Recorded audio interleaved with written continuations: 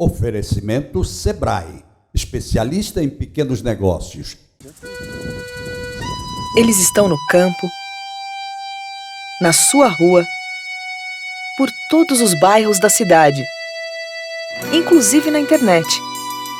E ao mesmo tempo, sempre ao seu lado. Alguns não puderam parar. Outros continuam lutando bravamente. Todos aprendendo a se reinventar.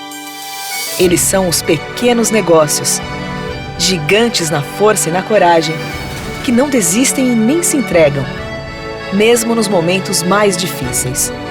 Porque por trás de um pequeno negócio, há muito mais do que produtos e serviços. Há famílias, há sonhos, há um povo guerreiro. Compre do pequeno negócio e ajude a nossa gente a seguir em frente. Sebrae Alagoas, a força do empreendedor brasileiro. Gente, café da manhã. É hora do café da manhã, 9 horas da manhã, todo mundo acordado, numa boa, assistindo bate-papo com o Geraldo Câmara de casa, né? Mais um, né, gente? Então vamos lá. Primeiro, o editorial. O editorial tem o seguinte título: A Guerra das Vacinas. 2 guerras em andamento. A primeira contra o desacerto médico-social em todo o mundo, quando foi surpreendido pelo novo coronavírus e teve que enfrentá-lo sem saber como. A famosa história do inimigo oculto, que tem uma poderosa arma e dela faz uso sem que tenha adversário para enfrentá-lo. Foi assim que tudo começou na China, lá pelos idos de fevereiro. A segunda grande guerra é a de descobrir a arma verdadeira que acabe com o inimigo e o afaste de suas investidas mortais por onde passa ou onde coabita. E aí a disputa de vários países, de muitas instituições, principalmente as científicas, que querem ser as salvadoras da pátria. Às vezes mais pela honra de descobrir a vacina salvadora à frente de países politicamente adversários, do que pela graça de encontrar o remédio que vai encostar na parede e dar o nocaute no inimigo comum. A Rússia, por exemplo, declarou que descobriu a vacina e que em 2 meses estaria vacinando em massa.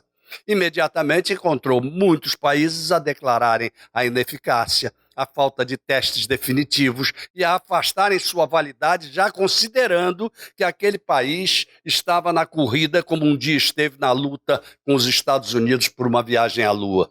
Na verdade, esperamos que ninguém fique lunático e que as forças e os testes se unam, além do que todos procurem encontrar aquilo que será o bem comum da humanidade. Uma vacina ou, quem sabe, muitas vacinas, sem problema, não é, gente? Sem problema. Pois é. Então, vamos lá. Quem nós vamos receber agora, em primeiro lugar, é a minha querida amiga Paula Sarmento. Paula, que sempre está à frente numa evolução incrível em termos de realização de congressos. Ela faz os melhores congressos da cidade, não tenho a menor dúvida quanto a isso. Ela é diretora da MEP Eventos, foi secretária de Cultura. Olha, é uma figura fantástica. Paula Sarmento vai conversar conosco de como está a situação desses eventos, desses congressos, que foram inclusive cancelados para esse ano. Vamos lá, Paulinha, grande Paula Sarmento. Olá, meu amigo Geraldo. Que prazer mais uma vez estar aqui no seu programa. Olha, confesso que estou com muitas saudades de dar aquele abraço apertado em você e também cumprimento a todos os seus ouvintes, telespectadores desse programa incrível que sempre traz boas notícias pra gente. E como você me pediu, estou aqui hoje para falar do nosso segmento amado de eventos em Alagoas.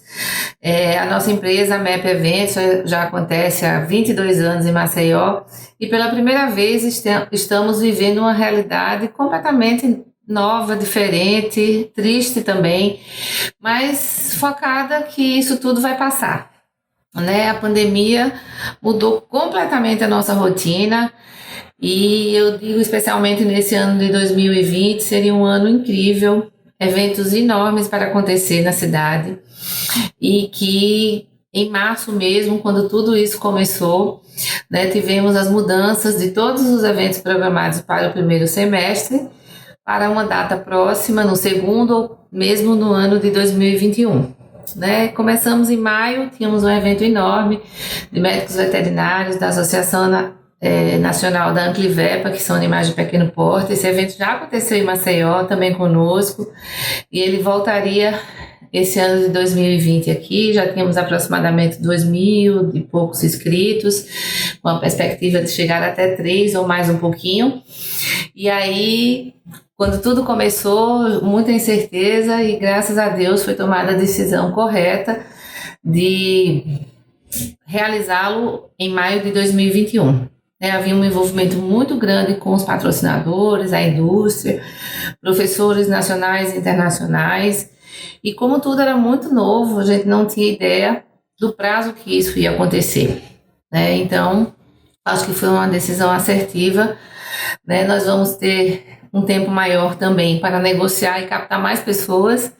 Espero que tudo isso passe rapidamente, né? Porque o nosso segmento talvez seja o último a ter a rotina deles, né? Porque nós trabalhamos com público aglomerado, quer seja o evento técnico, científico, esportivo, cultural. Então, nós temos a certeza de que precisamos, né, atender às expectativas dos protocolos sanitários, mas que em breve teremos que ter realmente a nossa realidade de volta. Afinal, o setor de eventos, ele tem toda uma cadeia produtiva que mobiliza várias pessoas, profissionais diversos, não só o organizador como eu, mas temos fornecedores de serviços, de estrutura, tecnologia, gráficos, bufês, hotelaria, agentes de viagem, enfim. É uma gama imensa de pessoas, de fornecedores e de profissionais também que estão desamparados, né, com a falta de serviços. Então, a gente torce que tudo isso realmente seja breve, esse retorno, para que a gente possa realmente reunir pessoas em Maceió. Eu digo sempre que quando o evento acontece aqui, a gente supera as expectativas, né? Maceió tem uma beleza natural que não precisa nem comentar, mas as pessoas se surpreendem com a hospitalidade do povo, com o artesanato, com a culinária, com o jeito muito carinhoso de receber. E eu sempre fico muito feliz porque nos nossos congressos o opinário final é que as pessoas ficaram realmente, né, com a sensação de que aqui eles encontraram algo a mais do que eles esperavam. E que com certeza será um próximo destino de férias da família. Aqueles que não o fizeram nessa oportunidade de vir ao evento com a família, eles elegem Maceió como um próximo destino para que a família passe férias. Então, nós temos aí 2 momentos muito interessantes. O do turismo de negócios, que leva ao turismo de lazer. Geralmente essas pessoas também elas têm uma renda maior para gastos na cidade durante um curto espaço de tempo. Então, os congressos, né, as atividades científicas, corporativas, eles tendem a gastar mais do que um turista tradicional do lazer. Então, eu sempre defendo que a cadeia produtiva do segmento de eventos é muito importante para qualquer destino, em especial o nosso, né? Porque eu sempre vou defender essa causa.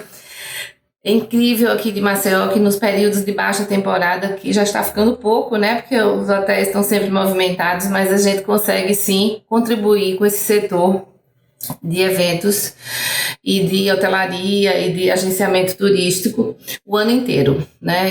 Eu a princípio achei bem interessante os eventos acontecerem de maneira virtual, embora que eu não seja defensora, porque eu não sou uma empresária do setor de TI, de tecnologia, eu sou uma empresária do setor de organização de eventos, e a organização do evento que eu me refiro é a organização presencial. É aquela reunião de 2.000, 3.000 pessoas, 4.000 pessoas, de 100, de 500, não importa a quantidade, mas sim aquela convivência presencial no qual as pessoas, a princípio, buscam conhecimento científico, técnico, né? O network de encontrar os amigos e às vezes os professores, que só o evento presencial científico tem essa oportunidade de você encontrar um pesquisador famoso ou de ouvir coisas atualizadas, né? Quando se tem uma feira comercial, uma feira de negócios, a indústria ali se apresenta com toda inovação recente, né? Então, isso também é um ganho muito grande e, naturalmente, as pessoas aproveitam esse destino para se divertir, para ter uma experiência, não é só uma vivência, não. Eu sempre imagino que as pessoas que vão participar do evento, elas precisam sair de Maceió com uma experiência que não vai esquecer nunca mais na vida.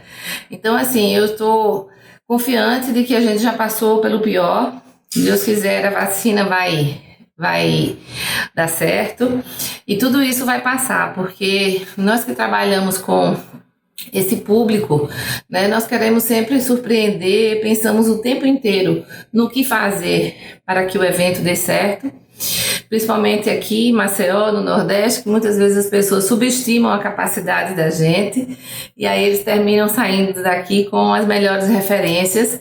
Eu quero muito que esse dia a dia volte, né, para que a gente possa fazer os nossos shows, que você sempre vai, para que a gente possa ter os nossos congressos envolvendo esse público que eu já mencionei, e que a gente possa trazer renda, né, recolhimento de impostos para a cidade, que a cidade possa crescer com isso e que os empregos voltem também. Eu também estou um pouco preocupada porque eu sei que muitos dos nossos estão ou perderam o emprego ou estão com eles ameaçados se isso não voltar logo.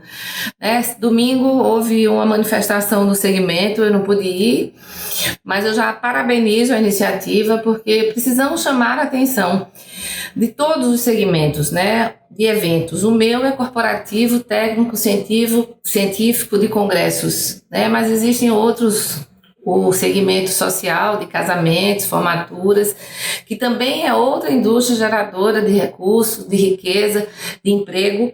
Então, todos esses profissionais estão meio que desamparados. Então, é necessário que, né, as medidas e os protocolos sejam aplicados para que a gente, aos poucos, comece a voltar a trabalhar e ter realmente as nossas realidades de novo, né, tão produtivas como sempre foram. Fazem 23 anos que eu estou nessa atividade à frente da MEP Eventos, que é a minha empresa, né, já participei de outras iniciativas que você acompanhou tão bem, né, como os eventos de rua, Maceió Fest, e tive também uma experiência muito gratificante que foi a cultura de Maceió, e isso tudo me permite, né, imaginar como estão essas pessoas sem espetáculos, sem entretenimento, né, nesse momento difícil, mas que só uma boa cultura, né, que a gente leva da nossa cidade, dos nossos shows, dos nossos momentos felizes, né, para passar por tudo isso. Então eu espero que realmente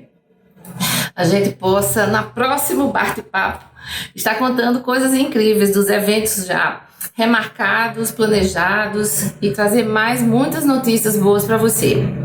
Tá bom, meu amigo? Olha, eu espero que em breve a gente possa dar aquele abraço gostoso que a gente sempre faz quando a gente se encontra, né? E que possa também trazer mais essas novas notícias. Tá bom? Beijo para vocês. Pois é, tá vendo? A situação é essa, mas pro próximo ano, se Deus quiser, tudo volta à normalidade e você, Paulinha, à frente desses congressos. Agora eu vou dizer um negócio para você. Eu estou chamando um médico cardiologista para dar o testemunho dele nessa situação toda. Inclusive para prevenir, não é em função de coronavírus só não, é a questão cardíaca, os cuidados que as pessoas precisam ter. Só que esse médico, eu chamo ele de meu anjo da guarda, ele salvou minha vida mesmo, definitivamente salvou num determinado momento. Edécio Galindo, vai ser bom assim na China, meu amigo. Te amo. Vamos lá, gente. Edécio Galindo. Amigo Geraldo Câmara, quero dizer da alegria de estar conversando com você hoje e com seu seleto público aqui no Bate-Papo. Eu que sou, além de considerar você um grande amigo, sou também o seu fã de muitos anos. Muito bem, vamos conversar um pouco sobre os problemas do coração e o que fazer para preveni-los. Geraldo, a cardiologia nas últimas décadas tem se desenvolvido de forma incrível, a passos largos, seja na parte clínica, através de medicamentos, terapias de apoio à hipertensão, à insuficiência cardíaca, ao controle do colesterol, seja também na terapia intensiva, que dá suporte àqueles pacientes mais graves, né, do UTI cardíaca específica para o coração, seja através da cirurgia cardíaca, que consegue hoje operar com técnicas menos menos agressivas, ou operar à distância através da robótica, ou na cardiologia intervencionista, através de desenvolvimento de dispositivos como os estentes farmacológicos. Hoje a gente consegue, através de uma punção na artéria, implantar uma válvula aórtica, coisa que só podia ser feita através de uma cirurgia abrindo o peito. Hoje se faz através de um pequeno pique na pele, uma punção na artéria, a gente entra e coloca uma válvula sem ter que abrir o peito do paciente. A parte também de arritmia também cresceu de sobremaneira. Então hoje nós temos um arsenal enorme terapêutico para os pacientes. Mas, Geraldo, apesar disso, nós ainda temos um índice de mortalidade cardiovascular enorme. No Brasil, estima-se que morram por problemas cardiovasculares cerca de 1.100 pessoas por mês. É uma coisa enorme. Morre-se mais de doenças cardiovasculares do que 2 vezes todas as causas de câncer. Estima-se que no Brasil, até o final do ano, deve-se morrer em torno de 400 mil pessoas, 1.000 vidas perdidas. E como é que, diante, Geraldo, de tanta evolução, de tanto arsenal terapêutico, a gente ainda perde tanta gente com esses problemas, né? Como é que isso acontece? Bem, basicamente nós temos 2 causas para que isso ocorra. Primeiro, o acesso à saúde e, segundo, a prevenção. O acesso à saúde, nem sempre as pessoas têm isso de rotina, né? E algumas vezes também as pessoas não buscam o atendimento de emergência rapidamente, e isso pode causar a morte do paciente. A gente costuma dizer na cardiologia que músculo cardíaco é igual a tempo. A cada minuto, a cada segundo que você deixa de ter uma assistência, na hora que a artéria fecha, o paciente corre um risco maior de não conseguir sobreviver. Então, o acesso rápido ao atendimento de emergência é fundamental. E agora, nessa pandemia, as pessoas se afastaram muito com medo de ir para hospitais, né? E ocorreram muitos casos de infarto em casa. Como também, não só na hora da emergência, mas os exames de rotina, né? O exame preventivo que você vai para ver se tem alguma coisa, está tudo bem. Esses exames também são importantes de serem feitos anualmente. A outra causa é a prevenção, né? A prevenção, ela é fundamental e talvez seja o braço mais barato de todos esse contexto de salvar as vidas cardiovasculares, porque é uma coisa que depende diretamente da pessoa. Então, é o combate ao sedentarismo, fazer atividade física pelo menos 3 vezes por semana, 30 minutos, de forma ideal. 5 vezes por semana seria o ideal, não precisando fazer nenhuma atividade intensa, uma atividade moderada, como uma caminhada de 30 minutos, isso já ajuda muito, né? Uma alimentação mais saudável, com menos carboidratos, com menos gordura, com menos açúcares e ocasionalmente, no final de semana, com bom senso e moderação, até sair um pouquinho da dieta, mas com bom senso e moderação pode-se fazer quase tudo.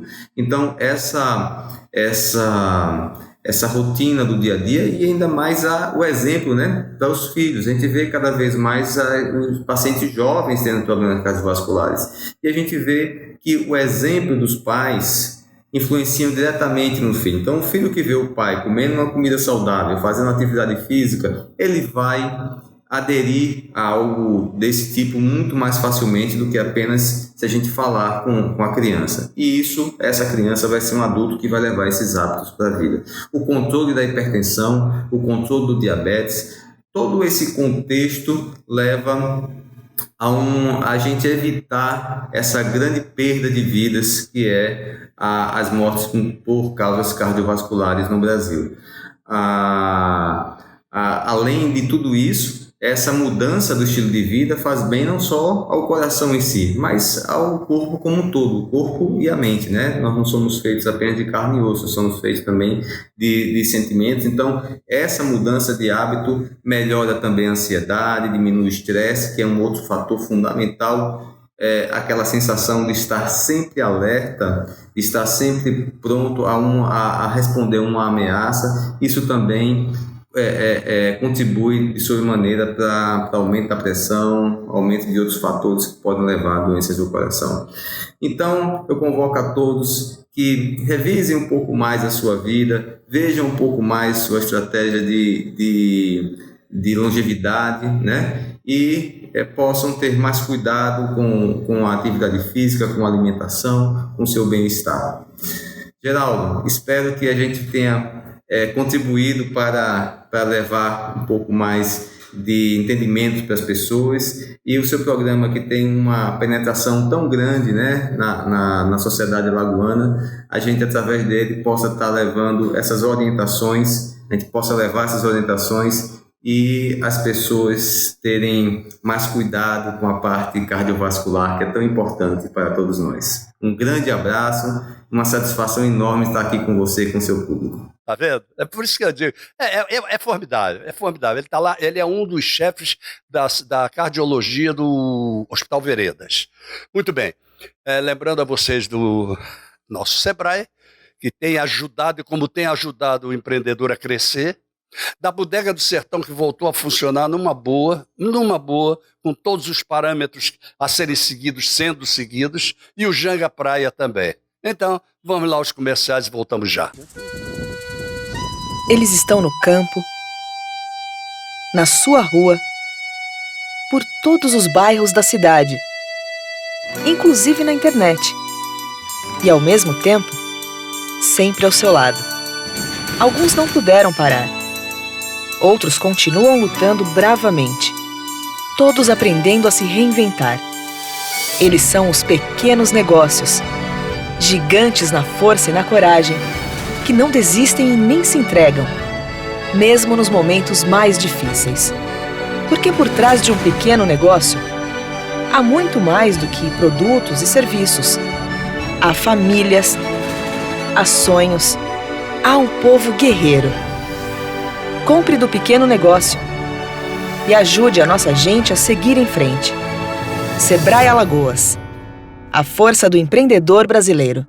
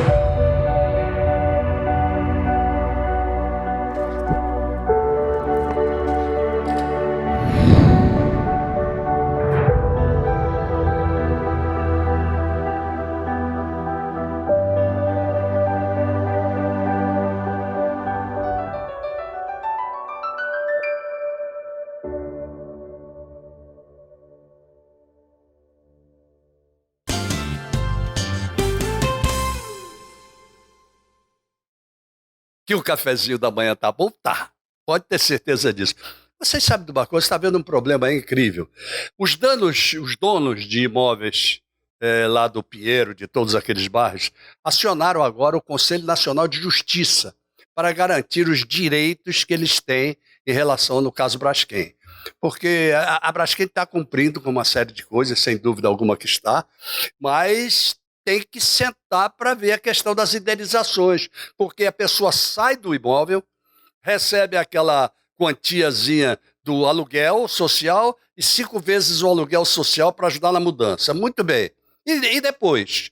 E depois, como é que fica o valor do aluguel para que as pessoas possam, em 6 meses, que é o tempo do valor do aluguel, ir para a sua casa própria? Como é que pode? Isso tem que ser visto, e o CNJ tomou para si isso. Bom, falar isso é uma questão de direito, mas nós temos um advogado aqui no nosso programa hoje, de primeira linha, só que não é um advogado civil, é um advogado criminalista e dos melhores que existem no estado de Alagoas. O Elton Roberto, meu amigo Elton Roberto, que vai dizer como é que anda nessa pandemia a situação, por exemplo, dos aprisionados, dos crimes? Como é que está a questão da criminalidade na cidade em função disso? O Elton Roberto. Meu querido Geraldo Câmara, um grande abraço para você. Muito obrigado mais uma vez pelo convite para participar deste fantástico programa que é o Bate-Papo, ainda que de maneira online, né? Cada um na sua casa, mas sempre juntos. E é isso que a gente gostaria primeiro de passar para os nossos queridos telespectadores e dizer que sair de casa ainda somente quando essencial. E quando sair, vamos usar máscara, ok? Bom, o nosso queridíssimo amigo Geraldo nos pediu que fizéssemos uma análise, né? Traçássemos um panorama acerca da pandemia e os envolvimentos e os desdobramentos dessa pandemia na seara da justiça criminal. E a gente precisa, em primeiro ponto, elencar que, lógico, e seria óbvio, que todo o cenário pandêmico ele colocou qualquer outra discussão em um segundo plano. Ou seja, a violência que era tão debatida, que era tão decantada e cantada, às vezes pela imprensa, às vezes de maneira até exagerada, né? Fazendo com que o medo alarmasse a população, como se nós vivêssemos em um ambiente de guerra permanente, nós podemos verificar que a violência também cedeu passo à questão da pandemia. E hoje todos nós estamos preocupados e ávidos por uma vacina para que esse novo normal, possamos voltar ao normal e conviver normalmente com as pessoas, poder abraçar, poder visitar os parentes, né, poder nos aglomerarmos em um festejo. Isso é o que tem sido mais importante e isso que tem tomado grande parte da mídia. Mas acho que é pertinente, inclusive, a pergunta do nosso querido amigo Geraldo, por conta das questões que envolvem, lógico, a criminalidade tanto urbana, né, quanto a criminalidade que envolve o tecido social, político, corrupção, governo, etc, etc. Até porque estamos sendo sacudidos agora com essa questão do aborto, né, da menina de 10 anos, que era estuprada constantemente e abusada por um membro da sua própria família. Isso tem a ver com a criminalidade urbana, né, aquela que a gente tem sido acostumado a ser informado pela imprensa praticamente todos os dias. Então, em primeiro lugar, é certo dizer que a justiça, como todo e qualquer outro ambiente, ela também trabalhou de forma online, teletrabalho. Todas as audiências criminais elas foram suspensas. Aos poucos, estamos agora tentando ainda viver no novo normal, por audiências por videoconferência, de forma que algumas coisas começaram a andar, até porque demorou um pouquinho de tempo para nós nos habituarmos com essa questão que envolve toda essa tecnologia, e isso é muito interessante porque a audiência criminal ela é essencial que seja feita presencialmente, até para que a gente possa olhar nos olhos dos testemunhos, os juízes possam visualizar isso de outra forma e também ter as suas impressões sobre as questões que envolvem os gestos, a forma de falar e tudo mais. Então, no tocante à justiça criminal, nós tivemos uma parada enorme.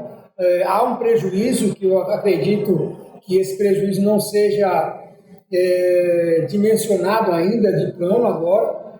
Vamos demorar um pouquinho para poder entender qual foi a demora na prestação da justiça, que já não era tão rápida assim. Então, os processos praticamente que estavam todas as audiências marcadas para 2020, a partir de março, foram todas essas audiências suspensas. E talvez nós tenhamos aí que levar 2, 3 anos para poder colocar tudo isso em ordem, fazendo mutirões e tentar fazer com que as pessoas, a população, possa ainda voltar a confiar em uma justiça mais célere, mais justa, mais ágil. Então, assim, nesse contexto, a pandemia prejudicou sobremaneira, né? E isso vai criando uma ideia de uma certa, não vou dizer impunidade, mas uma ausência da presença daquela força do Poder Judiciário, das sanções punitivas que a sociedade às vezes espera, e às vezes até também, né, do alívio para que as pessoas que são efetivamente inocentes possam assim, ser declaradas e saírem daquela espada de Damocles que pendem sobre suas cabeças. Então, para nós termos uma ideia, a pandemia afetou sobremaneira todo o funcionamento do sistema de justiça criminal no país, né? Tanto é que o próprio CNJ suspendeu as audiências de custódia. Para quem não sabe, as audiências de custódia são aquelas que envolvem a presença do flagranteado, aquele acusado que é preso em flagrante e tem que ser levado à presença de um juiz para saber se ele vai responder a um processo solto ou se ele vai responder ao processo preso. Isso é essencial para que nós possamos fazer um controle acerca da criminalidade do dia a dia, né? E até porque essa, de uma certa forma, ela não teve uma regressão, até porque nós não podemos falar em números ainda, uma vez que todos estamos ainda, de uma certa forma, confinados e não temos um número ainda, uma análise específica acerca de como isso afetou no dia a dia, tanto da população alagoana quanto da população brasileira. O que é certo afirmar, e pode ser até de maneira empírica, é que nós fomos obrigados a olhar, né, a sociedade sob outro ponto de vista, que não é só sob o ponto de vista da violência urbana, como eu disse. Hoje, todos os nossos olhares estão para a ciência, para a descoberta da vacina. Então, meu querido amigo Geraldo, meus queridíssimos telespectadores desse bate-papo famoso, eu só estou aguardando novamente, viu, Geraldo? Você me convidar para que a gente possa, um tete-a-tete aí, presencialmente, petiscar aquilo que você sempre fazia nos lugares mais bacanas de Maceió, e a gente poder dar um abraço em você, que é uma figura humana fantástica. Então, ó, super beijo para todo mundo. Lembrem-se, todos em casa, mas se forem sair, usando máscara. Bom? Pois é, são coisas que a gente precisa ver. São os problemas paralelos que acontecem em função da pandemia. Outro médico no nosso programa, médico de primeira, agora muito bom, porque a especialidade dele, olha, tivemos um cardiologista, agora nós temos um médico de esportes, e é um médico de esportes de primeiríssima linha, Tiago Omena. Tiago Omena vai falar para você do comportamento sob a ótica do médico de esporte. Vamos lá, Tiago, por favor. Olá, meu amigo Geraldo, olá, telespectadores do programa Bate-Papo com Geraldo Câmara.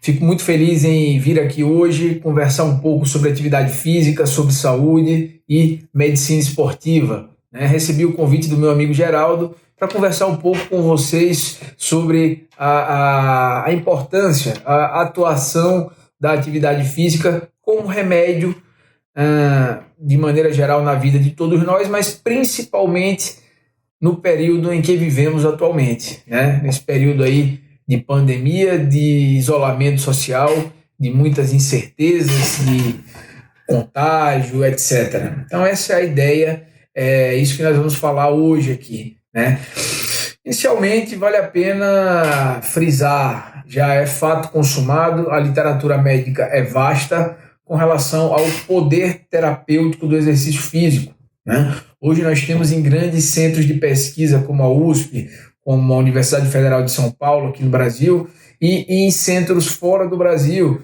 como em grandes universidades, como Harvard, como Stanford e muitas outras, nós temos centros de treinamento físico, de treinamento como tratamento para várias doenças. Então, a USP tem um departamento de doenças reumatológicas, em que existe uma academia dentro dele, em que os pacientes de lúpus, de reumatismos em geral, artrite reumatoide e, enfim, várias outras doenças reumatológicas são colocados para se exercitar de maneira acompanhada, e isso faz parte do tratamento deles, Isso está presente também na hipertensão, nos problemas de colesterol, as chamadas dislipidemias, no diabetes, enfim, várias são as doenças que são tratadas com exercício físico, várias são as doenças que têm exercício físico como remédio, Então, eu aproveito esse gancho para falar um pouco da importância da atividade física nos dias atuais, Vejam, nós temos, dentre todas as outras aplicações, dentre as inúmeras aplicações da atividade física na vida humana, na situação atual, nós temos 3 grandes ações das atividades físicas, 3 grandes importâncias relacionadas aí com o contexto de Covid, o contexto de pandemia, tá bom? Primeiro de tudo, né, nós temos a atividade física como remédio para as comorbidades crônicas que todas as pessoas, vários indivíduos, né, todos nós podemos ter. Então, hipertensão, diabetes, doenças reumatológicas, como eu falei, tudo isso. No contexto atual, na situação atual, existe uma grande demanda reprimida, né? Muitas pessoas que têm comorbidades graves, comorbidades crônicas, estão deixando de se tratar por conta do isolamento social, por conta do fato de terem que se manter em casa, né? Então as pessoas se mantêm em casa, as pessoas têm medo de sair, têm medo de se infectar e elas acabam descompensando das outras doenças que elas já tinham. Infelizmente nós temos muita gente infartando em casa, nós temos muita gente tendo AVC em casa e falecendo em casa com medo de ir nos hospitais, com medo de procurar atendimento, né? Então, o exercício físico, nesse sentido, existe um grande prejuízo em se proibir o exercício físico, não só em academias, mas em locais públicos também, né? Praias, calçadões, praças, enfim. Existe um grande prejuízo porque as pessoas que têm essas comorbidades que eu já citei, elas estão deixando de se beneficiar com a prática de exercício físico, tá? Um segundo grande público, né? Um segundo grande fator de atuação da atividade física é exatamente a melhora dos sintomas da Covid, né? Então, você tem a Covid, ela é uma doença basicamente inflamatória, né? A Covid, ela é uma doença que as formas graves, elas se dão por conta de um exagero da resposta inflamatória do corpo contra o vírus, né? E você tem, por outro lado, a atividade física com a importantíssima, com a grande função anti-inflamatória, né? Toda vez que nós fazemos uma sessão de treino, seja ele uma caminhada simples, seja ele um treino um pouco mais complexo, com um pouco mais de exigência física, nós liberamos dentro do nosso corpo mediadores anti-inflamatórios, que são substâncias produzidas pelo próprio corpo que regulam a atividade inflamatória, diminuem a atividade inflamatória. Então já existem várias pesquisas, várias evidências no assunto, que indivíduos que praticam atividade física, eles são menos inflamados, né? Inclusive chegou-se ao ponto de inocular um tipo de bactéria dentro do organismo do elemento e dividir em 2 grupos, né? Você inocula num grupo que estava em repouso e inocula num grupo que tinha acabado de fazer atividade física. E o grupo que tinha acabado de fazer atividade física, ele teve uma resposta inflamatória a essa bactéria muito menor. Então, esse é o segundo grande prejuízo da falta de atividade física na situação atual. Muito provavelmente, uma pessoa que pratica atividade física regular, de maneira sadia, sem exageros, ela tem benefícios, tem efeitos anti-inflamatórios no seu corpo. E a Covid, por ser uma doença basicamente inflamatória, a atividade física tem uma grande participação aí, uma grande importância na prevenção.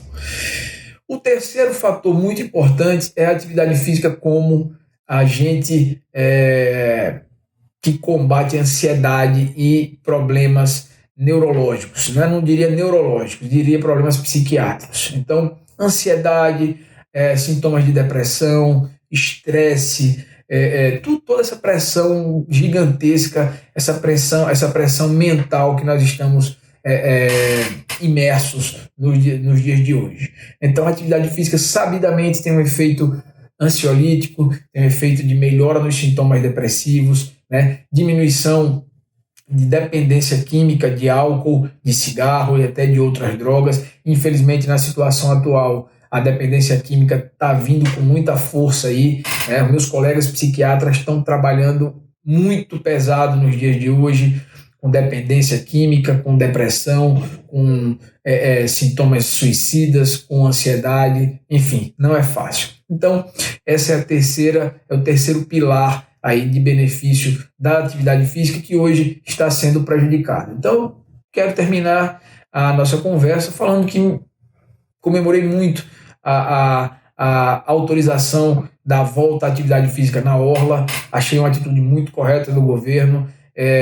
Não sei se tivesse o poder na mão, fecharia a orla como local de atividade física para o público, né? Visto que como é um local de muita ventilação, é um local ao ar livre, a chance de contágio de pessoas se cruzando ali na orla é muito baixa, principalmente se estiverem de máscara, e os benefícios da atividade física são absurdamente grandes e superiores, né? Os benefícios prevalecem ante aí a possibilidade de infecção, que é muito baixa. Então, comemorei muito o retorno da atividade física na praia, estimulo todos os meus pacientes a praticarem atividade física ao ar livre na situação que vivemos atualmente, porque atividade física é remédio, atividade física é vida, tá bom?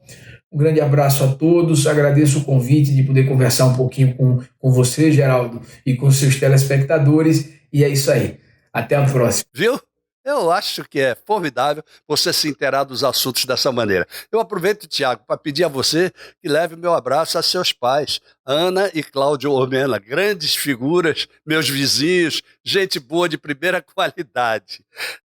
E o Sebrae, hein, gente? O Sebrae dando de si, mostrando que o microempreendedor é o dono do pedaço. Nesse momento é o dono do pedaço. É com o microempreendedor que esse país vai sair da crise. Aliás, eu sempre disse isso. O problema não está na grande indústria, não. Está no micro, na média, na pequena empresa e por aí vai. E o Sebrae cuida deles de uma maneira fantástica. A Bodega do Sertão abriu com altíssima classe, inclusive agora com espaço na rua. Formidável, com o tempo bom, espaço na rua é maravilhoso, não é? Pronto. E o Janga Praia, a mesma coisa. Todos os dois estão funcionando e muito bem. Vamos aos nossos comerciais e voltamos já.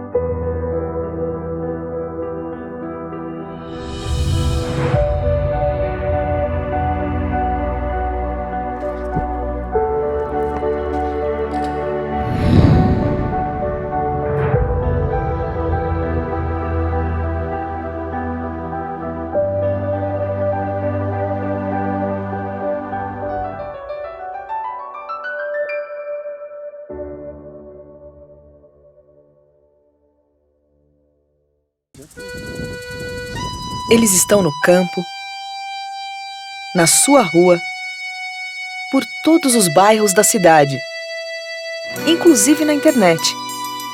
E ao mesmo tempo, sempre ao seu lado. Alguns não puderam parar. Outros continuam lutando bravamente. Todos aprendendo a se reinventar. Eles são os pequenos negócios, gigantes na força e na coragem, que não desistem e nem se entregam, mesmo nos momentos mais difíceis. Porque por trás de um pequeno negócio, há muito mais do que produtos e serviços. Há famílias, há sonhos, há um povo guerreiro. Compre do pequeno negócio e ajude a nossa gente a seguir em frente. Sebrae Alagoas, a força do empreendedor brasileiro.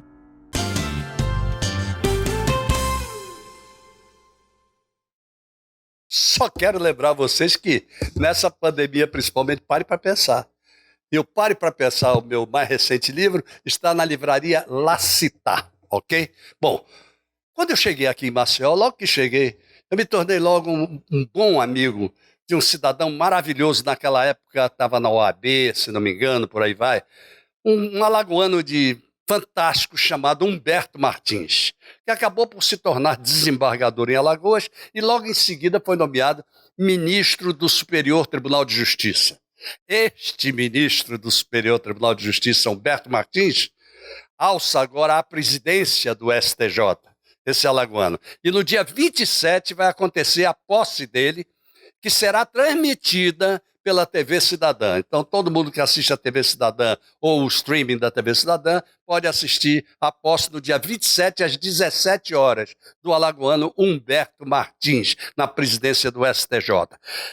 E por conta disso, nós vamos receber, por conta disso não, mas por conta de tanta coisa boa que eles fazem lá dentro, inclusive o Jornal Atricom, explicar como é que funciona o Jornal Atricom, nós vamos receber o produtor e a apresentadora do Jornal Atricom na TV Cidadã, Valtenor Leôncio e Juliana dos Anjos, que vão explicar para vocês o funcionamento, como é que funciona, como é que uma televisão local se torna, com um determinado produto, edição nacional, principalmente para os tribunais de contas. Vamos lá, Valtenor Leôncio e Juliana dos Anjos. Ok, Geraldo, aos telespectadores da Band, queremos aqui deixar o nosso abraço, né, e dizer que estamos aqui para falar um pouco sobre a questão do Jornal Atricom. A Atricom é a associação dos membros dos Tribunais de Contas do Brasil, né, é essa associação que comanda os Tribunais de Contas através dos seus membros, os presidentes principalmente, e os conselheiros dos Tribunais de Contas do Brasil.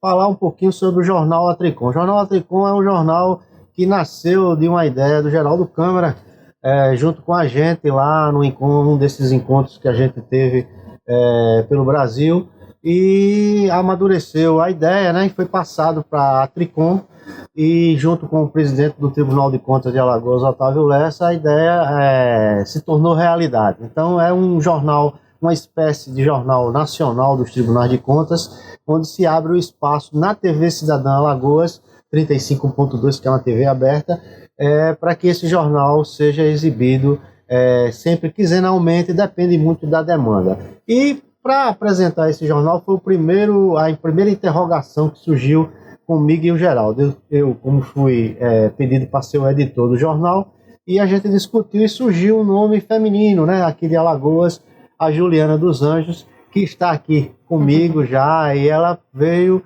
para ser apresentadora e também participar da produção junto comigo e com o apoio dos colegas da rede de comunicação, porque esse jornal só é possível com o engajamento desse grupo, né, que são os assessores de comunicação dos Tribunais de Contas do Brasil. Então, a equipe se junta sempre, eu solicito matérias e eles, dentro da medida do possível, vão mandando. Mas a Juliana também está aqui e vai falar um pouquinho dessa experiência para ela, né, de apresentar um jornal nacional de um órgão importante como o Tribunal de Contas, os Tribunais de Contas do Brasil, com a participação do nosso mestre, o TCU também sempre tem matérias dele. Juliana, fala aí um pouquinho da sua experiência, né? Eu já falei demais. Não, você não contou a história, né? De um como, pouquinho resumido, exatamente, né? De como foi essa ideia de trazer, né, para o país inteiro, mostrar, na verdade, para o país inteiro como é que acontece o trabalho dos tribunais de contas, né, do país.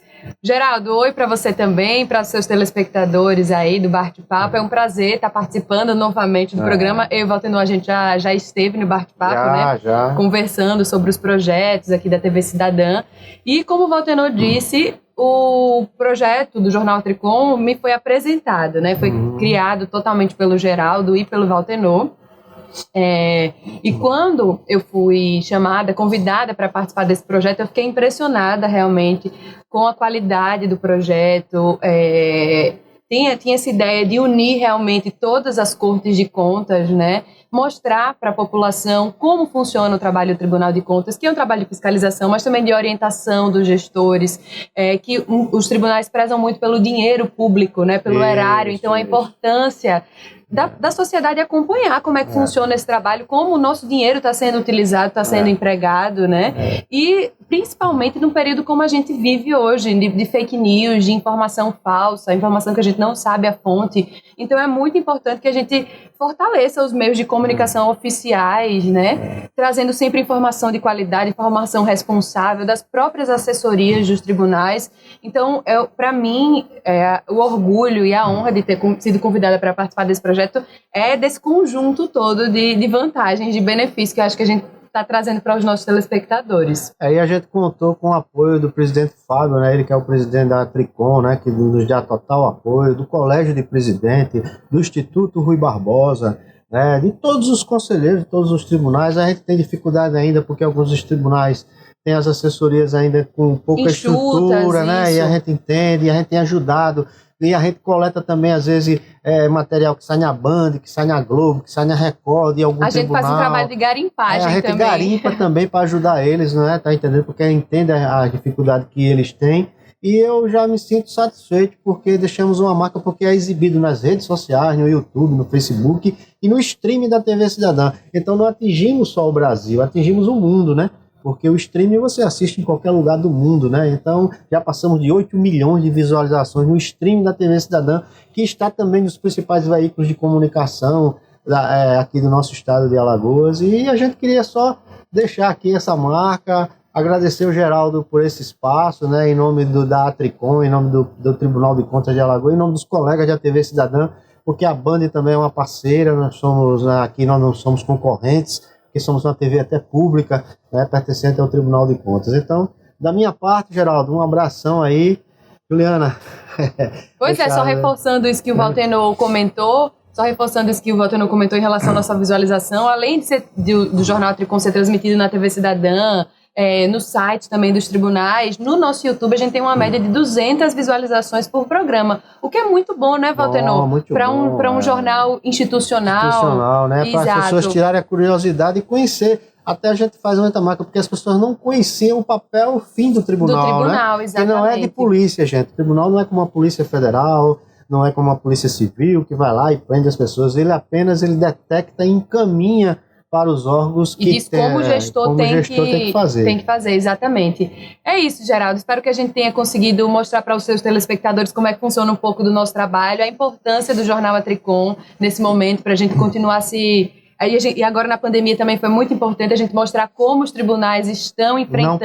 Não pararam fazendo o seu trabalho. Então fiscalizando, afinal de contas, né, municípios e estados tiveram algumas brechas na legislação e é preciso fiscalizar isso, mas ao mesmo tempo dar o apoio para os gestores. A principal satisfação é que a gente já vê as grandes redes de comunicação, como Band, Record, né, dos seus jornais, repercutindo matérias dos tribunais de contas. Então já está surtindo o efeito que a gente quer. A gente apenas foi aquele beija-flor, foi lá, colocou um pouquinho de água lá para apagar o incêndio, né? Verdade. É isso, Geraldo. Obrigada pela participação, abração, pelo Geraldo. espaço. Tudo bom. Tchauzinho, até a próxima. Gostaram? Pois é assim que funciona. Agora chegou a hora da música, e a música vem como uma bomba, porque o nome o nome da banda é Tequila Bomb. Olha, vocês vão ouvir 2 testemunhos aí, do Carlos Peixoto e do Bruno Brandão, mas faltou do Toninho, vocalista, que não conseguiu mandar a tempo vir, mas olha, meu amigo Toninho, lá vai um abração para você também, ok? Mas fique aí com a Tequila Bomb. Salve, família. Um grande abraço aí para o nosso amigo Geraldo Câmara. Muito obrigado pela oportunidade, satisfação participar. Eu sou o Carlos Peixoto, sou DJ, selecta, produtor, beatmaker do Tequila Bomb, né? Que é um grupo, uma banda que surgiu em 2011. A gente já começou com essa proposta de misturar elementos da música jamaicana, caribenha, ritmos brasileiros, nordestinos, alagoanos, né? Tudo isso misturado com batidas eletrônicas e elementos orgânicos, né? Que a gente toca ao vivo. E a gente já lançou 3 álbuns nesse período, vários singles, clipes. E a proposta da gente é sempre tocar, levar o nosso sistema de som para as ruas, tocar em comunidades, tocar em shows grandes. A gente quer expandir ao máximo o nosso som e mostrar para as pessoas esses elementos, né, que a gente mistura e traz uma sonoridade bem original, né? Salve, família! Meu nome é Bruno Brandão, também conhecido como Vulgo BR, músico, produtor e um dos responsáveis pela concepção musical do grupo Tequila Bomb. Como falou nosso amigo Carlos Peixoto, o grupo Tequila Bomb tem alguns trabalhos lançados, no qual você pode estar encontrando em todas as plataformas digitais. Dentre eles, alguns trabalhos em audiovisual, no qual a gente vai estar compartilhando com vocês, tá certo? A música escolhida foi Na Minha Jangada, tá ok? Clipe dirigido pelo nosso amigo Israel Felipe, gravado na Lagoa Mandaú e proximidades, certo? Caso vocês gostem da música, compartilha com geral, que a família agradece, certo? A gente fica aqui com Na Minha Jangada. Seja luz.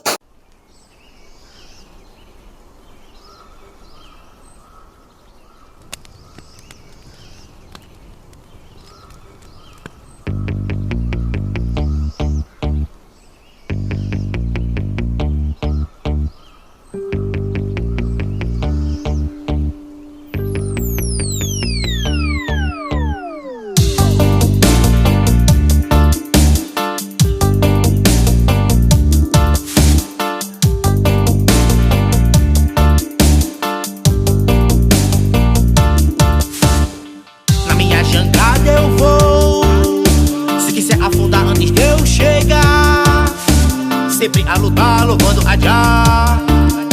Caminhar sem julgar, muita coisa se aprende depois de apanhar. E na minha jangada eu vou. Se quiser afundar antes de eu chegar, eu vou nadar. Sempre a lutar, louvando a Jah. Sem querer se crescer na missão, se ligar. Caminhar sem julgar, que é pra não se atrasar. Muita coisa se aprende depois de apanhar. Sempre acredito, é no positivo, que é pra derrubar só em grande do inimigo. Muita fé e fé, fortalecimento pros a favor. Agora original, Nordeste aqui tem valor.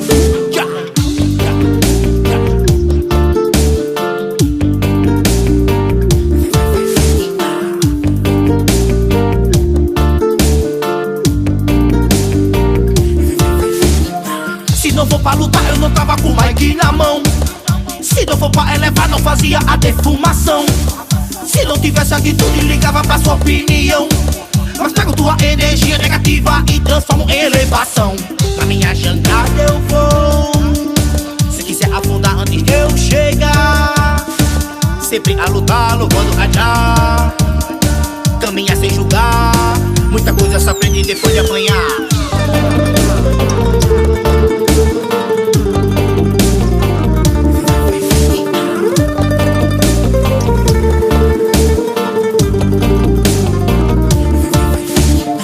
Sempre acredito, é no positivo, que é pra derrubar só em grande do inimigo. Muita fé e fé, fortalecimento pros a favor.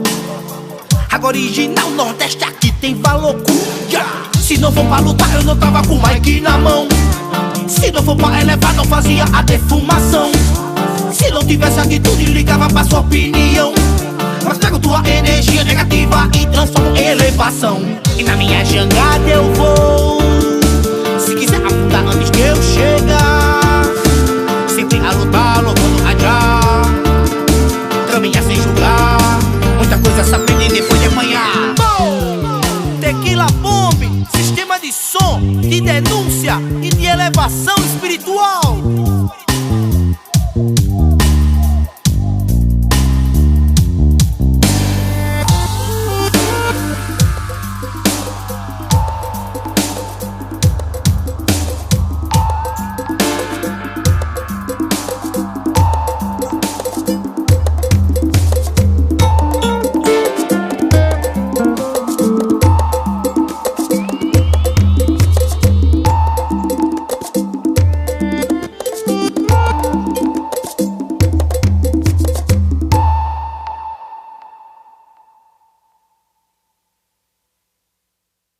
Foi ou não foi uma... Bom, eu acho que foi. Eu acho que foi sensacional.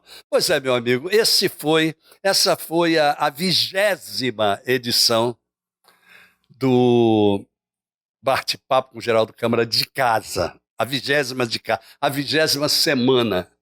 Fazer o quê? Ia parar o programa? Claro que não. Estamos com o programa aí, recebendo os vídeos dos nossos convidados, levando coisas boas e informações para vocês e vamos continuar, se Deus quiser. E ele sempre mandando dizer que quer, né? Olha, o Pare para Pensar é um livro que é interativo.